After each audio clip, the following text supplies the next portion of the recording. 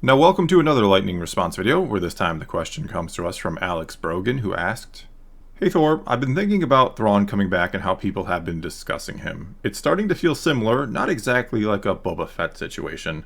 Everybody's talking about how perfect and unstoppable he is, but surely that can't be the case. He has to make a mistake. Is everybody going to call it unfaithful or contrived when Thrawn inevitably messes up, since we all have this image of him being borderline infallible? Is the concept of the character going to be his downfall from a writing reception perspective?" And the thing is, Thrawn certainly isn't infallible. He actually loses quite a bit in the original books when you really stop and think about it, and oftentimes because others fail him and the completely unexpected or impossible to predict happens, which is how he loses in Rebels. He could have never predicted or prepared for a flock of Purrgil showing up at the Battle of Lothal. However, he does lose far less often in the newer books. In the two new Canon Thrawn trilogies, he really doesn't lose pretty much at all. Not that I can remember off the top of my head anyway. Not in any sort of truly significant way. He is much closer to pure brilliance and near infallibility in those books than in the original Thrawn books. But anyway, I think one of the main reasons why so many fans want to see Thrawn be extremely capable and near infallible, and we understand, yes, eventually he is going to lose, right? He is not going to win and rule the galaxy or accomplish whatever he wants to accomplish. Well, I think it's because we're hungry for another really, really good villain in Star Wars, keeping in mind that this is a franchise that is just as well known for its bad guys as it is its good guys. Maybe even more so when you consider the most popular and beloved character within it just might be Darth Vader, who is also one of the greatest villains in the history of film. And along with that, it's the villain that makes the hero. A huge part of the reason why Luke Skywalker's story in the original trilogy is so great, why it feels so epic, is because of his opponent. It's because of Darth Vader. I mean, your hero is only ever going to be as memorable and heroic as the villain they defeat. You don't remember the champions who easily beat a lesser opponent and win when they were supposed to win. You remember the champions that overcame incredible odds and did the impossible. You remember the champions who defeated the one who was supposed to be the champion.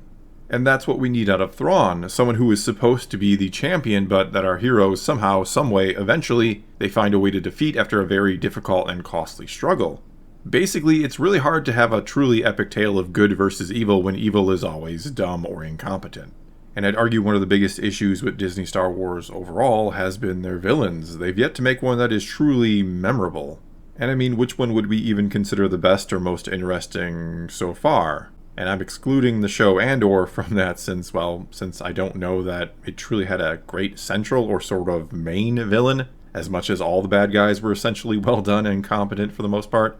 And it made the whole entire empire terrifying, which, like I was kind of just talking about, makes our heroes feel like they're up against impossible odds and makes the wins they do get over them feel like they really accomplished something. That's what a good villain does. But anyway, if you exclude Andor, Moff Gideon was probably the best villain they've given us so far, at least until Season 3 of The Mandalorian, when he just had this, kind of stupid plan to make a bunch of Force-sensitive clones of himself for reasons.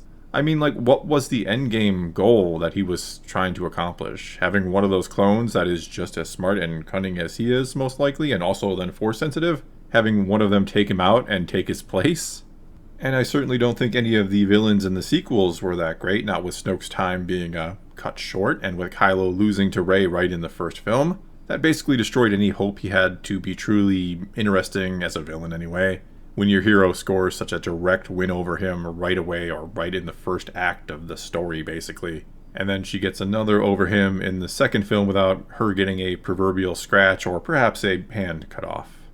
And yeah, you can argue that Vader is defeated at the end of the first Star Wars film, at the end of A New Hope, but when that was made, Lucas had no way of knowing he'd ever get a second film, and was at least wise enough to have him only get kind of lost in space, essentially.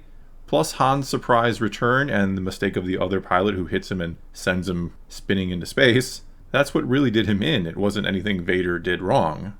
Same basically goes for the end of The Empire Strikes Back. It wasn't his fault that the heroes got away at the end. Rather, it was because of a fluke of sorts. It was R2 getting information from the hyperdrive from Cloud City's central computer.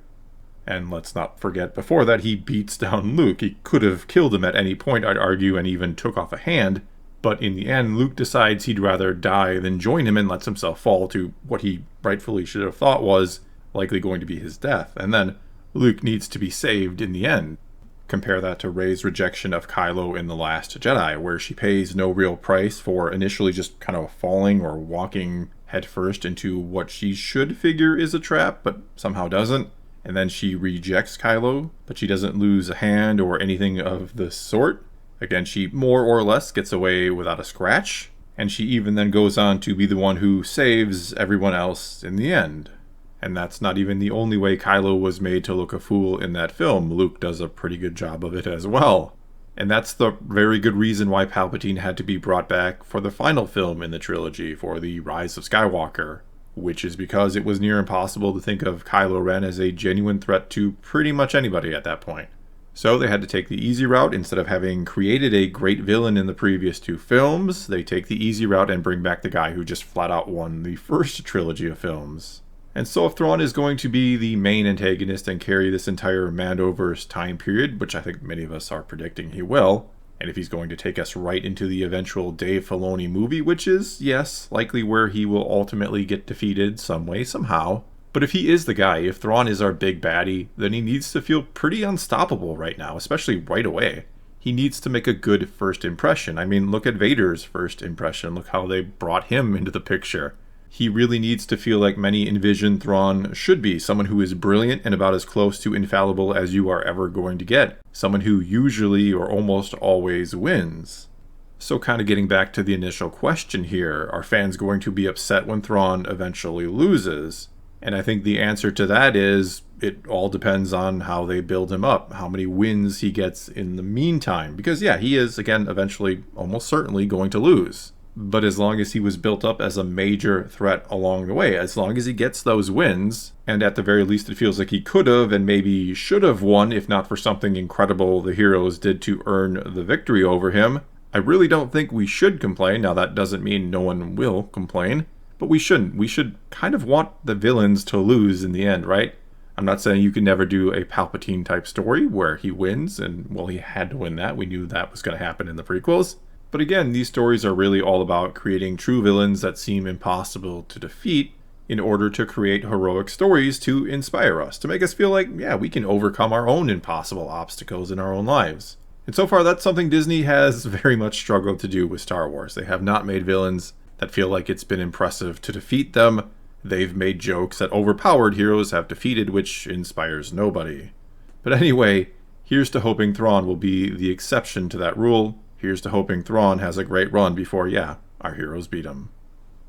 Well, that's all I got for you this time. Now it's your turn to take to the comments below and tell me what you think about this one. Does Disney Star Wars have a villain problem, and do you think, or at least hope, Thrawn can begin to fix it?